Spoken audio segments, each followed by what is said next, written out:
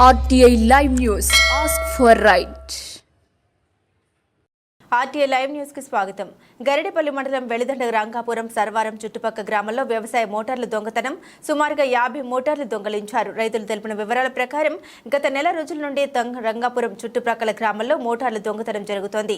దొంగతనం విషయాన్ని పోలీసులకు సమాచారం ఇవ్వడం జరిగింది. పోలీసులు పట్టించుకోకుండా నిర్లక్ష్యంగా సమాధానం చెబుతున్నారు. పోలీస్ స్టేషన్ కి వెళ్తే మీరే దొంగల్లాగా ఉన్నారు, మీ మోటార్లు ఎవరు దొంగలించారో మాకు ఏం తెలుసు అన్నట్లుగా మాట్లాడుతున్నారు. పట్టుకుని వచ్చిన దొంగ పారిపోయినట్లు సమాధానం చెబుతున్న పోలీసులు కనీసం మమ్మల్ని పోలీస్ స్టేషన్ మెట్లు కూడా ఎక్కనీయడం లేదు. రంగపురం గ్రామానికి చెందిన రైతుకు సంబంధించిన మోటార్లు 2 దొంగలించారు.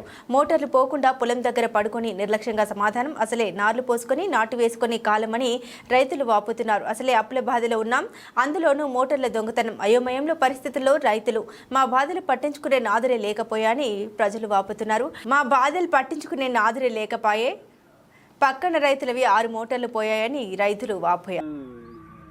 ఓన్లీ వైనింగ్ గడ్డ చేయకపోవటమను ఇది వదిలిపెట్టి 30,000 వాళ్ళు 3,000 ఆశపడితే మా 30,000 పోతున్నాయి.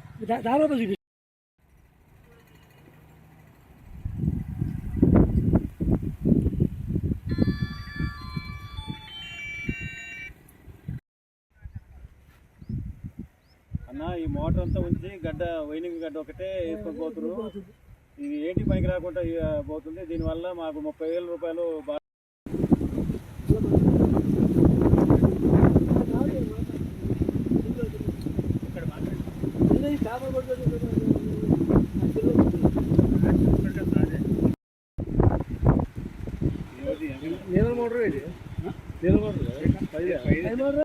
నా పేరు గడ్డం యాదగిరెడ్డి సార్. నెల రోజుల కింద ఒక మోటార్ పోయింది, మన నెల రోజుల తర్వాత ఒక మోటార్ పోయింది. 2 మోటార్లు పోయినాయి. ఇప్పుడు నారు పోసుకోవడానికి కూడా మోటార్ లేని పరిస్థితి మాది. అయినా మేము ఇక్కడ కంప్లీట్ చేస్తే నేను సార్ దగ్గర పోతే చేసిన మెట్లు ఎక్కగానే నువ్వే ఎందుకు వచ్చినావు అంటే, సార్ ఇట్లా దొంగలు మా మోటార్లు వేసపోయారంటే నువ్వే దొంగలు ఉన్నట్టున్నావు, ఈ మోటార్ అవతలకి వెళ్ళని మాట్లాడింది సార్. ఇట్లా ఇక్కడ స్పందన లేదు. నేను ఒకరిని పట్టించినాం. వాడు ఇప్పుడు రాత్రి పరారైంది అని తెలిసింది. వారి ఇప్పటికి మాకేం ఇన్ఫర్మేషన్ చేయట్లేదు. ఈ విధంగా అసమర్థత వల్లనే అక్కడ పోతున్నాయి సార్. మొత్తం 20 మోటార్లు దగ్గర ఒక కిలోమీటర్న్నర ఒక్క బావి మీద కూడా ఒక మోటార్ లేకుండా పోయింది సార్ మా ఏరియాలో. ఈ విధంగా ఉంది వాళ్ళ పరిస్థితి. ఎన్నిసార్లు కంప్లీట్ చేసినా కూడా స్పందన వాడిని అటు ఇటు రావటం, పొడవు తీయటం అంత మటుకే నడుస్తుంది సార్. ఇది నా యొక్క సమస్య.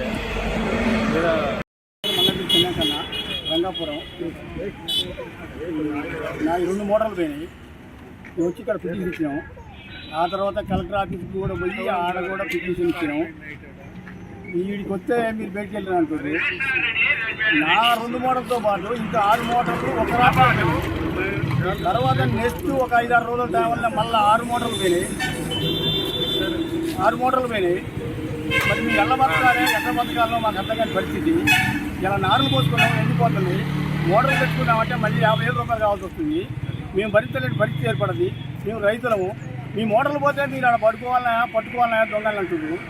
మరి నైట్ టైంలో ఇక్కడ పోలీసులు నైట్ టైంలో ఏం సార్ మరి ఇన్ని మోటార్లు బాగా ఇది ఏం పరిస్థితి అంటే, ఎవరి మీద అనుమానిస్తావా, ఎట్లా చెప్తావా, అనుమానిస్తే వాటి మీద ఏమైనా ఇంతవరకు కేసులు ఉన్నాయా, లేని వాళ్ళని ఎట్లా పట్టుకొస్తావా, మరి నీ మోటార్లు పోతే మేము బాధ్యత ఎట్లా కాగలుగుతాం. మరి మోటార్లు పోతుంది సార్ రేపు టైంలో అంటే పోయి ఆడ పట్టుకోవాలా అంటే, మరి పగులు రాత్రి పోయి రైతులను ఏం పండుకోలేస్తాం. పురుగు పూసి ఏ టైంలో వస్తారు, ఏ టైంలో పోతారు. మేము ఆడ పండుకోవాలంటే పండుకోలేని పరిస్థితి మాకు ఏర్పడుతుంది. మరి మేము బతకాలనా, మరి ఈ వ్యవసాయాలు ముండబొట్టించుకోవాలా, మా బతుకులేంది, మా వ్యవహారం ఏంది, చట్టపరంగా పిటిషన్ ఇస్తే పట్టించుకోలేని పరిస్థితి.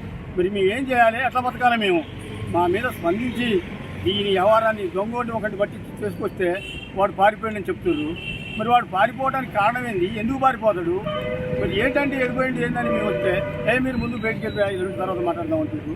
మరి మేము ఏం చేయాలి, మా పరిస్థితి, మా బతుకులేంది, మేము ఎట్లా బతకాలి? నా జీవనమే రైతు వారిగా మేము వ్యవసాయం చేసి బతుకోవాళ్ళం. మాకు వేరే జీవనం ఏమీ లేదు.